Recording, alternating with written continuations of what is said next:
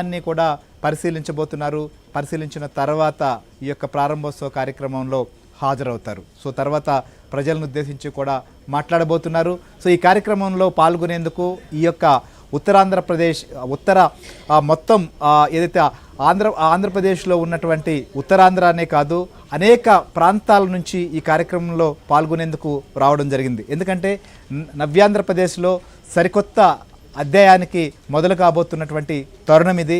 ఈ నేపథ్యంలో ఈ ప్రాంతంలో ఉన్నటువంటి ప్రజలకు సంబంధించి అటు ఇప్పటికే ఉత్తరాంధ్రప్రదేశ్లో ప్రధానంగా చూసినప్పుడు ఈ ప్రాంతంలో ఉన్నటువంటి ట్రైన్ కనెక్టివిటీ కానీ రోడ్డు కనెక్టివిటీ ఇటు ఒడిశా కావచ్చు, ఛత్తీస్గఢ్ అనేక ప్రాంతాలకు వెళ్లేందుకు ఇప్పటికి ఎలాంటి ఇబ్బంది లేదు. అందుకోసమనే ఈ ప్రాంతంలో పారిశ్రామికంగా అభివృద్ధి చెందుతోంది. సో పోర్టు ఇక్కడి నుంచి ఎక్స్పోర్ట్స్ అయ్యేటువంటి సముద్ర ఉత్పత్తుల్లో చాలా అగ్రగామిగా ఉన్నటువంటి పరిస్థితి. ఇటీవల పార్లమెంట్లో కూడా దీనికి సంబంధించినటువంటి ప్రశ్న వేసినప్పుడు ఇక్కడ నుంచి చాలా ఎక్కువగా సముద్ర ఉత్పత్తులు కూడా ఎగుమతి అవుతున్నాయనేది స్పష్టమైంది. సో ఇప్పుడు అంతర్జాతీయ విమానాశ్రయం రావడంతో ఇటు ఎయిర్ కనెక్టివిటీ కూడా చాలా అందుబాటులోకి రాబోతోంది. ఈ రకంగా ఇటు road connectivity, rail connectivity, air connectivity దీంతో ఉత్తర ఆంధ్ర మొత్తం సంబంధించినటువంటి అనేక వెనుకబడిన ప్రాంతాలు అభివృద్ధికి చాలామందికి ఉపాధి అవకాశాలు మెరుగుపడేటువంటి పరిస్థితులు రాబోతున్నాయి.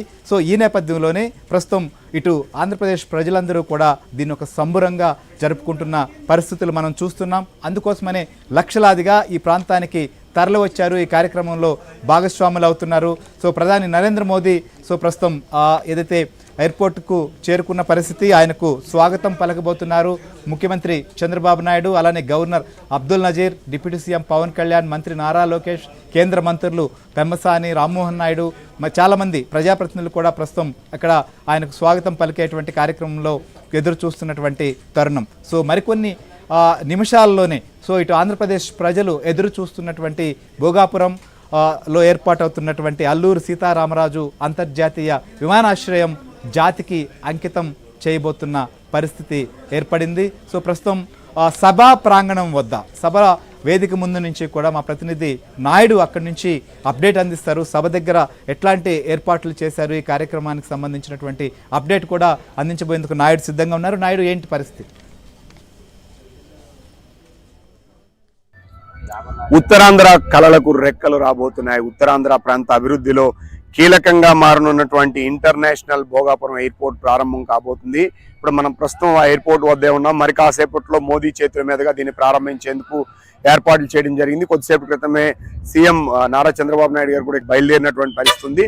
సో దీని ప్రారంభోత్సవం ద్వారా ఈ ఉత్తరాంధ్ర ప్రాంతంలో ఉన్నటువంటి ఆర్థిక ప్రగతికి ఇది ఎంతగానో ఉపయోగపడుతుంది అనేది ప్రధానంగా చెప్తున్నటువంటి పరిస్థితి అయితే కనిపిస్తుంది. ఎందుకంటే ఉత్తరాంధ్ర ప్రాంతంలో ప్రధానంగా డెవలప్మెంట్ అంటే ఈ ప్రాంతం నుంచి ఇతర ప్రాంతాలకు ఎప్పుడు పనుల కోసం వలస వెళ్ళేటువంటి పరిస్థితి ఉంది. ఇప్పుడు ఇంటర్నేషనల్ ఎయిర్పోర్ట్ రావడం ద్వారా సో ఖచ్చితంగా ఈ ప్రాంతంలో ఉపాధి అవకాశాలు పెరుగుతాయి, ఆర్థిక ప్రగతి పెరుగుతుంది. ఎందుకంటే ఎప్పుడైతే కనెక్టివిటీ పెరిగిందో సో ఆ కనెక్టివిటీ పెరగడం ద్వారా ఇక్కడ ఇతర పరిశ్రమలు కానీ ఇతర రంగాలు రావడానికి ఆస్కారం ఉంది. ఇప్పటికే ఐటీ రంగానికి చెందినటువంటి గూగుల్ కానీ మిగతా సంస్థలన్నీ కూడా ఇక్కడ రావడం జరిగింది. వాళ్ళకి కనెక్టివిటీ పెరుగుతుంది. మరోవైపు ఎయిర్ కార్గో కూడా ఇక్కడ నుంచి టెక్స్టైల్ కావచ్చు, అలాగే ఫార్మా కావచ్చు, మరోవైపు ఏదైతే మెరైన్ ప్రొడక్ట్స్ కావచ్చు ఇక్కడ నుంచి ఎగుమతులు చేయొచ్చు. అలాగే వ్యవసాయ ఉత్పత్తులు కూడా ఎగుమతి చేసేందుకు ఎక్కువగా అవకాశం లభించేటువంటి అవకాశం ఉంది. మరోవైపు ఇది ఇటు శ్రీకాకుళం, విజయనగరం